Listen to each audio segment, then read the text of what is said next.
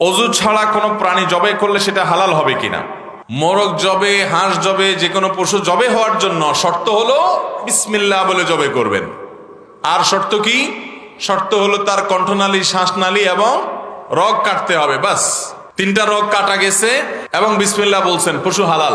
আপনার ওযু আছে না নাই এটাতে কিচ্ছু আসবে যাবে।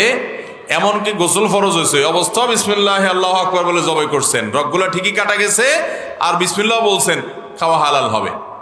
আমাদের দেশে মুরগি জবাইকে নিয়ে যে কত রকমের কুসংস্কার আছে। অনেকে বলে যেমন এই যে ওযু ছাড়া মোরগ জবাই করা যাবে না, অনেকে বলে এক পায়ের নিচে পাড়া দিয়ে ধরে আরেক পায়ের নিচে ওই যে কল্লাটা টেনে একা একা জবাই করা যাবে না, কমপক্ষে 2 জন লাগবে। অনেকে বলে ভাই বোন একজনে ধরলে আরেকজনে জবাই করলে এটা করা যাবে না। অনেকে বলে স্বামী স্ত্রী একজনে ধরবে আরেকজন জবাই করবে, এটা করা যাবে না। অনেকজন বলে গর্ভবতী মহিলা তাদেরকে সাথে নিয়ে মোরগ জবাই করা যাবে না। এরকম মোরগ জবাই করাকে নিয়ে যে কত কুসংস্কার আমাদের দেশে আছে একমাত্র আল্লাহ ভালো।